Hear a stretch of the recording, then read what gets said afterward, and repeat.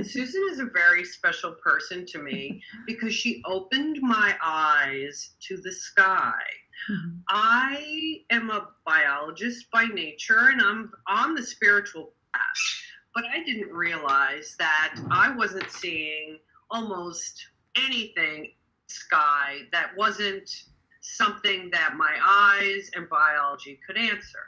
Susan helped me to open up my understanding and to develop a belief that there is more to see from our star and our sky than our eyes would lead us to believe. So Susan, we're looking today at this beautiful photograph, and why don't you go through what is visible there? It looks pretty obvious that the clouds are much different than we usually see. Yes, thank you very much, Alex Clark. I love talking with you about the sky and what we can see up there. In this photo, what you can see is that there's this interesting oblong-shaped cloud, and that cloud is headed into a starbank. I almost said a cloud bank. So there's a couple really interesting things about this photo. The first is the differentiation of this shape right here. It's an oblong shape, and I have these photos up on my website, which is solarismodalis.com. Now, the obvious oblong shape, which kind of looks almost like a helium balloon. A blimp, yeah, thanks. It looks exactly like a blimp. Now, what you notice about it is, do you notice the fine patterns in this cloud? Yes. In the cloud bank. And they change as we get closer and closer to the ship, and there's even some areas where there isn't that cloud pattern at all, right close to the side of the ship. I'm calling it a ship already. Obviously, I think it's a ship. This is a lightship. Yeah, it's a contrived shape. It's an actual shape that is moving into a cloud bank, and so it's a lightship that's moving into the cloud bank. And you can notice a couple things here. Just like you said, there's this space on the left side of the ship in the photo, and it makes a space as it enters this cloud bank. So it's separate from the cloud bank. It's not one with the cloud. It's not like a piece of the cloud bank. Is I'm a scuba diver, and it reminds me of looking up at the bottom of our dive ships. Okay, so you will see wave patterns, the surface from underneath, and then you see the ship itself come down underneath it. So this looks like exactly the same presentation, where the sky is actually like the surface of the water, and you could see where the interferes with the pattern of the currents on the waves. So it's really interesting to me that is so clear and significant to me as a diver. It is, and that's a great way to look at it, and that is actually how I look at it, that I'm looking up at the bottom of a vessel right here. Now, it's interesting that you use the ocean example, because what you can see here is you can see ripples of waves. Basically, you can see lines in the clouds here. So the ship is doing two things. First, the ship has a frequency, and the second thing is either the cloud bank has its own frequency, or the ship is emitting the frequency into the cloud bank. And I think that the latter is what's happening, that this ship is actually emitting a frequency into the cloud bank, and that frequency makes these gorgeous patterns here. You know, the one thing that comes to mind for me as well, that's I think important for people to understand is that everything is created out of energy, and that cloud and the area around it and the ship in this universe are all created by particles that we would call atoms or quanta. So there is no difference. Something can control something else energetically because it's all made of the same energy. So I think that there's this ability to dump into what I would term the woo-woo and thinking, well, that's not possible. But when we apply basic scientific terms and physical terms, which is something that you do so wonderfully with your discussions on higher dimensional physics, which we'll get to in future episodes, but that we are all made of the same stuff. Thus, as we learn to believe, we can create and affect other objects, and that's what your friends in the sky have already learned to do, and we're being introduced to that. So it's very interesting to see. Yes. Yeah. So just to take what you said a little bit further, you mentioned atoms. How I tend to view it is as particles. I realize that they're both kind of similar. An atom would be made up of particles, I guess. But anyway, I focus on the particle nature of what we're talking about, so that the particles of material in the sky and the particles of material that comprise the light ship, and through which the consciousness of the entities in that light ship emanate. That consciousness emanates through the particles. The way that the light ship affects the clouds, affects the atmospheric conditions, is through resonance with the particles outside the ship. So it's a non-harmful effect. It's an effect that occurs because of the resonance between the two objects, the light ship and the cloud bank, or between the particles that comprise the light ship and that comprise the cloud bank. And you bring up a very interesting concept there, because a lot of people in the spiritual community use the term vibration and frequency and resonance, and people think that that's just a spiritual concept, but it's actually a physics concept. Am I not correct? It is a physics concept, and so this is how that works.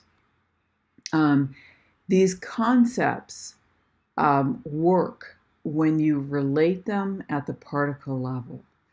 And what you notice is that every aspect of creation, including what's going on with the light ships and the cloud bank, and including what we see in our lives, it's based off of the same and similar geometries. So you see that the light ship is interacting here, and we're creating wave patterns. Okay, the resonance comes from the heart of the particles. Okay, and from the coding inside the particles that make up the energy that both of these objects are created from. So there's a similar coding, and there's a source energy within the particles that is choosing to interact together. So what you're bringing up and what we're talking about now are quantum physics principles. And the most awesome thing is that we can see how this works using higher dimensional frequencies. And we can see how it works in the picture of this light ship in the cloud bank. And then we can take those concepts into our lives, and we can apply them in our day-to-day life. And I'll give you an example. A young friend of mine loves a certain kind of car, And when we're driving, this car appears constantly.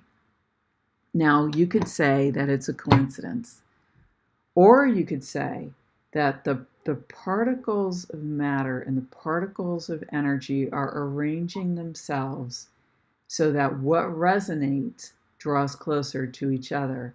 And this is actually what happens. And it's actually the basis for things like how intention actually works, how the law of intention actually works. And if you want, you could say the law of attraction. Now, the thing is that the law of attraction works on different physics. And so we can get into that another time. But it's really how intention works. The way I would liken it, and again, we will dig into that and jump into that in future discussions, but somebody who's reached mastery level takes responsibility for their lives and knows that they create their lives, sets intentions, and things are then drawn to them because of their mastery. Attraction is a little more willy-nilly because you haven't anchored that belief and knowing you create it all. So our friends here in the sky, the Galactics, we're going to use that term, right out there in the ocean, they have advanced senses, wouldn't you, Susan? I didn't hear the word advanced. What was that? They have an advanced sense of this. They have an advanced capacity and skill, and they've practiced it because they're living in a more advanced dimension, I guess you call it, correct? So they have a better mastery of the skill and can manipulate for the highest good things and create things in a much more rapid fashion without having to use bricks and mortar. Yeah. Now it's interesting. I'm just gonna address, like, there's so many things you just brought up that were interesting in what you just said. Are they from an advanced dimension? These beings are from an expanded dimension. So they're not advanced in terms of being higher up than us or gods to us or beings that we need to bow down to. That is an old paradigm concept of behavior. So they're more expanded, meaning they have more experience. They live in a dimensional frequency which is different than ours. So our experiences in the dimensional frequency that we inhabit are just as valid as theirs. Now, and we're equals to these beings. Now, we have different levels of experiences, and we can choose to work together to be of assistance to each other and be of service to each other and to receive assistance and to receive service. And I think we all probably think that Earth needs some assistance, but what's really going on is that as human beings, we can choose to step forward in our mastery of what it is to be human, and then begin to share that. I don't know if that addressed the advanced dimension concept. Well, the way I look at it really is that the different dimensions, and when we are talking about dimensions, I'm sure has heard of the term 3D and 4D and 5D, and they were talking about it in the 70s, but the concept is that at each level, the focal point of what you can see and what you can perceive widens out. That's a good way to say it. So we may see our Earth focus one way. I would liken it to not judging it, but if you have blinders on and then you took them and moved them out a little bit and out again. So you have access to different information, and you have more of a perceptive depth. So it's broadening the perspective. It is. And that's what I see. Yeah, I agree with that. And the other thing is that's interesting about that is that when someone has those broadened perspectives, or another being has those broadened perspectives, they cannot see everything that we can see in our reality. And because their lens of perception of how they view our world or our experience, it comes through a different filter. So, and that filter in this case is an expanded dimension. It's kind of like how we can all live on the same planet with different animals and other species, but how I see the world is a lot different than how a honeybee sees the world. The honeybee can't see everything that I can see, and I cannot see or experience the world in the same way that a honeybee can. So there's communications that we need to have to bridge those differences of perception. It's very interesting because my sister is a huge hobbyist of photography, and she's just got a new camera that takes macro photography. Okay. And I just think, a lens is a lens that you focus in or you focus out. But there's a way to set up the camera so that one specific point is into focus and everything else diffuses. So your focus is hyper real in that one spot.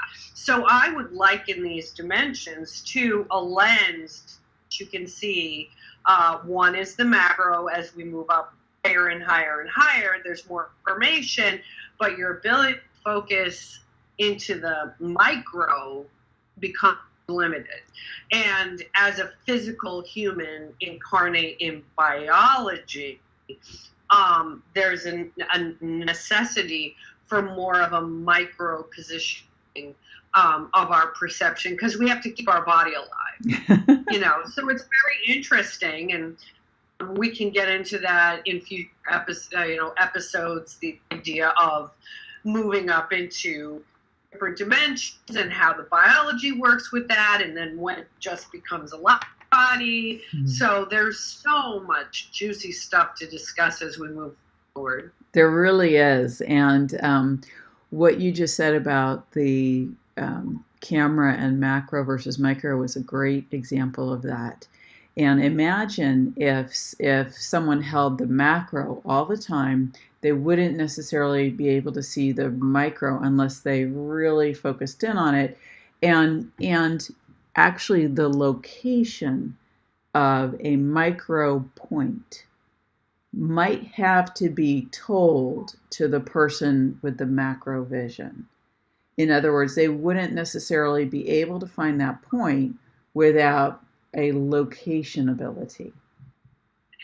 And this leads us into another juicy discussion that we have, and that's called boots on the ground, Susan. That is.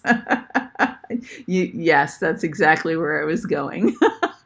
But we can go there another time since we're focused on this ship, if you want. So why don't we get back to the ship now and tell us what you feel is going on. Well, I wanted to bring up something that you just said earlier about manipulating a situation for the highest good. Like, what is the ship doing here? So, first of all, can these beings cause manipulations? If we're looking at the word manipulation as affecting someone else or something else in a fine way, then I would say yes. But in our society, manipulation has a connotation that means that I'm kind of doing that because I want to and having my desired outcome. And now what you also said was for the highest good. So I think a way to look at this is to say that from from the perception of the beings in this kind of a lightship, which is a very higher dimensional, higher frequency lightship, one in which these beings would have a point of view of non-duality. They would experience the way that they experience is not good versus bad, but in a non-dual accepting of their wholeness. And so let's just backtrack there, because that might be a new concept to some of our listeners and viewers. Duality is the basic social and energetic construct that we live on in dimension. We are at present at home in what most would call the third dimension, and we move up and evolve as time goes on. But duality is not good and bad in the terms of electricity and physics. It is, we must have two poles in order to hold a loop of energy. So you've all seen Tesla coils and the Frankenstein movies where energy jumps from one pole to another, or a battery that has the plus and the minus. This isn't a judgment of positive and negative, but in order for energy to work in this dimension, we have to have two poles. So keep going. Yeah, and that's actually a great way to, I think it's important that there's scientific explanations for this. That's the first thing. And the second thing is that the way that we live, there's scientific explanations for it that relate to our everyday lives. So I like to think of this as science for the people, where we tend to think of things like our emotions, our personal experiences as not being scientific. And I think a lot of science, unless it's trying to prove a point or have a clinical trial or whatever, tends to think of it that way also. But the fact is that what we call science is part of our everyday lives. So if I am walking, I'm employing physics, I'm employing biology. If I'm eating, I'm employing biology and probably chemistry, and the physics is moving my body. The joint right here, it's a marvel of physics. Yeah, exactly. So you mentioned that you need polarities to have energy work. Now, so duality is just sort of the offer. There's two different kinds of experiences. So on a personal level, what does this mean, duality and polarity? What it means is that there's a set of experiences available to me that I might term good, and a set of experiences available to me that I might term bad. This is from my perception. And then there are also experiences that society might generally group in good and bad, but it ends up all coming down to the individual level, because that's how we can affect our personal lives and our world. So the same thing happens, this polarized positions in our personal lives. So anytime that we take an action or we make a choice in the range of something like good and bad, we're taking a polarized position on the spectrum of the range of choices. So we're taking, if I help someone who's, if I help someone who's in need who's on a corner asking for money, and I put coins in their cup, then I'm taking a polarized position on the spectrum of good and bad. I'm choosing to see that as good, and that I've made a stand that the expression of that is to give that person coins, okay? Another person might see my behavior as taking a polarized position on the spectrum towards bad. Oh, you shouldn't, give people money like that. It's better to provide social services. I mean, whatever the thought process is that they're having. So do you see how when we're living our lives and we're making choices, within duality, we're taking a polarized position. So when we're in a non-dual state, it comes down to love, acceptance, compassion, allowing, receiving.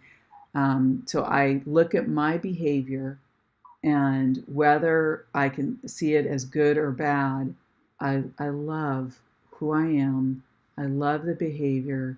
I accept myself. I forgive myself if I need to do that. And if I do all those things, I'm now existing in my center point of my heart. Yes, and the way that I look at it is move closer to the understanding that on the earthly plane, we are spiritual beings having earthly experience, and that all experience is valid, and that we each have our own sovereign free will choice.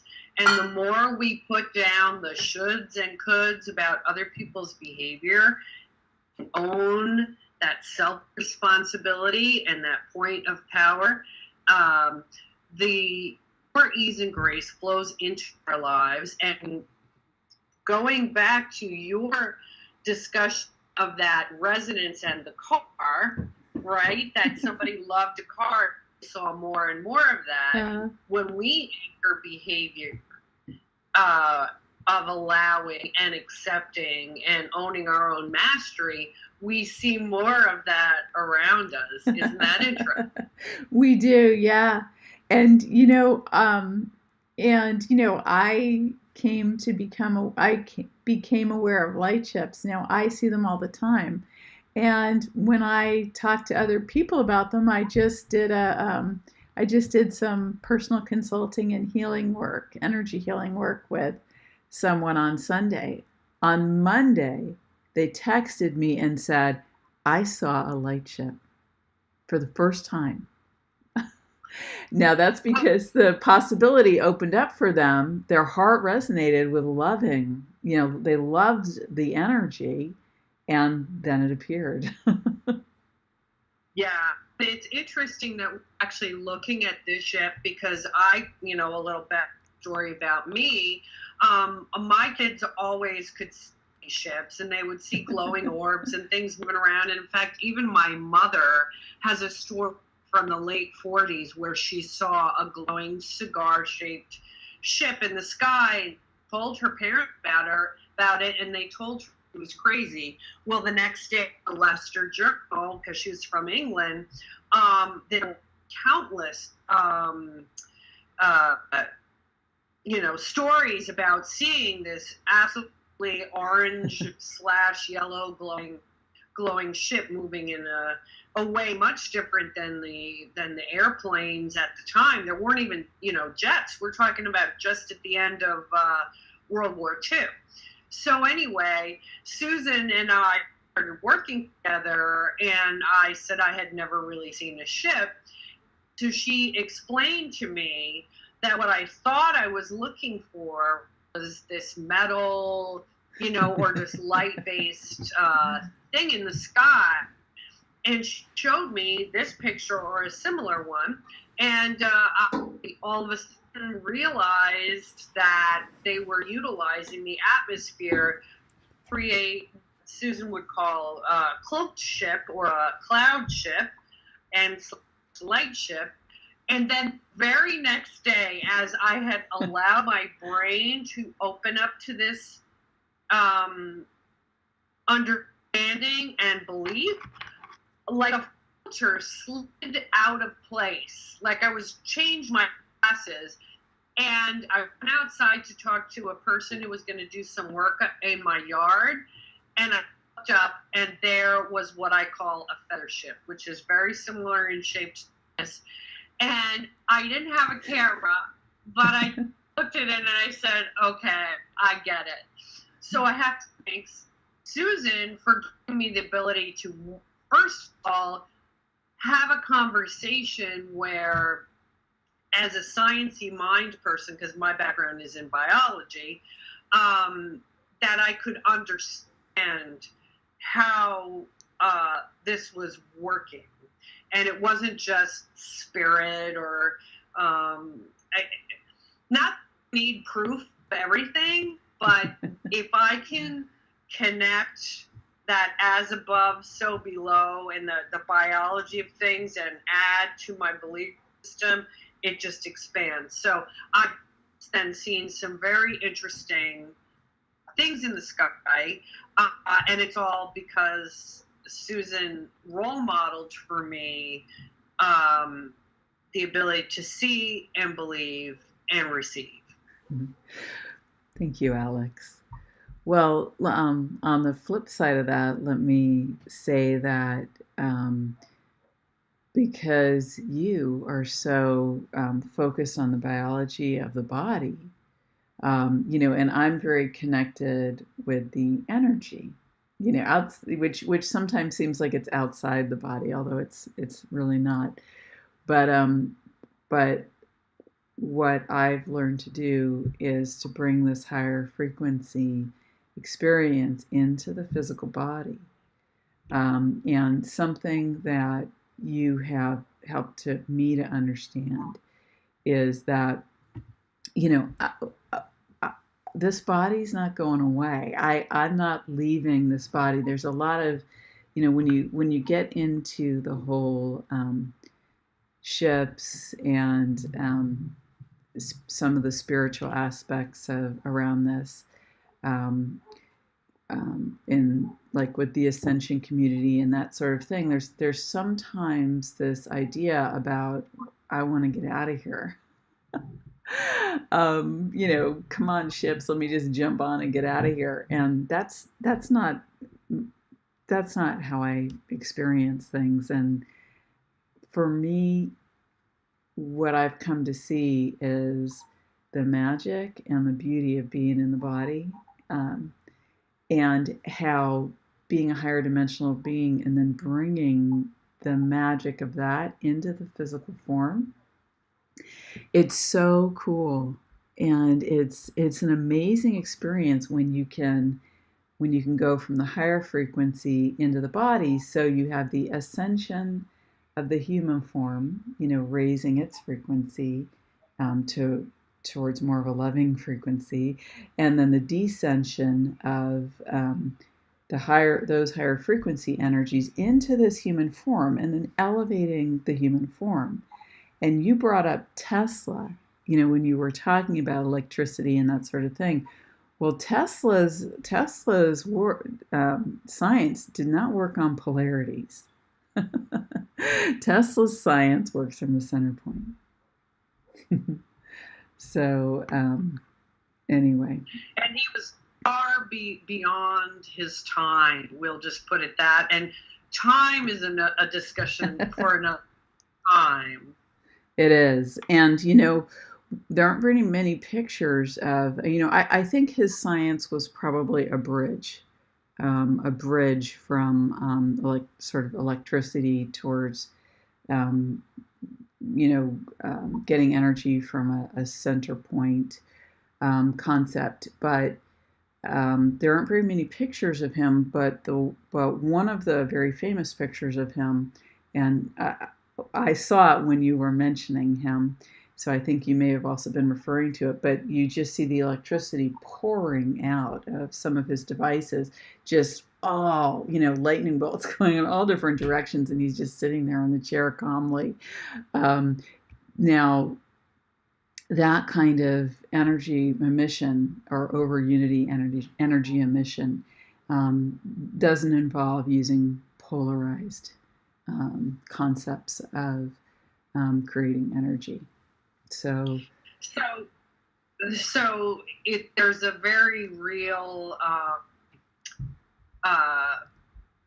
understanding that just because we use specific energy constructs here in this dimension and on the planet Earth, because we have to be mindful of biology and how that works, there's a very real opportunity to expand our view and understand that other races who are not based on the specific biology that we are may have different energy availability And we may be able to upgrade to something at some point, but we're doing the best we can with what we have right now. We are. And now here's what I want to say about that. Like we talked about, the physics is the same. So when we're looking at this light ship here, and I want to point out a couple more interesting things about it before we leave this photo. But we talked about how this entity or the entities in this light ship are using particle. They're working with at the particle level, and then with the energy in the clouds. So the fact is that, and that's how I see it. They may or may not. In other words, once you're working at that level, you don't have to work with scientifically the way that we work with particles. You step into a more advanced way of doing that. But anyway, they're working at the particle level. Now, they're made of particles of energy just like we are. And although our particles are compressed into the body, and that body has developed a biology of how all of that works together, we're still made of the same stuff. We're still made of the same basic stuff, and we still, all the same basic patterns, the same basic geometries underlie all of that. You know, you talked about how they're creating an energy and we're creating with brick and mortar, but the fact is that energy geometries underlay all of this. They underlay our physical body. They're like the skeleton on which the energy hangs. So our body is compressed energy. They're simply working with a more expanded energy. So what I want to say is that there are things that are possible for us to do with our bodies. And once the mind begins to understand this, and once we start to develop advanced sciences that take into account the physics of higher dimensional frequencies and how they work, as human beings, when we realize that we're capable of expanding and contracting our particles and then working with resonance inside our particles the same way that they're doing, then miracles are going to happen. Miracles are going to happen through physics. And I would say that they're not miracles. They are just an expanded perspective and application of constructs that already exist. We think they're impossible at the present moment. Yeah. I like that. So this is like the perfect time to wrap it up for right now. I love to talk to you and look forward to talking to you more about the beautiful expanded perspective of our star and sky that we then bring down into our everyday lives, because as above, below. Absolutely. Absolutely. I completely agree with that. And I just want to point out some things here on the ship. Like you can see here, there's like a little semicircle. This is where there may be intake or transmission out into the atmosphere. When you look at the back of the ship here, there's almost a violet or blue color around. There's sort of a circle inside almost a square at the back here. So there's a geometry that seems like it's in use there. Yes, and I notice it looks almost as if there's a wake or an exhaust that's very clear and clean. There's no haze to it, so that's an interesting thing there. Yeah, exactly. And there's even like this little round area here, which could be part of what you just said, you know, wake of exhaust, so that you have energies coming in here and then moving out. And in the same way, you can have them being generated in here and being transmitted out into the cloud bank. So I just wanted to point that out before we end our session with this photo, because that concept of transmission and reception going back and forth is present in the photo as well. Beautiful. Yeah. Thank you, Alex. It's been really super. Yeah.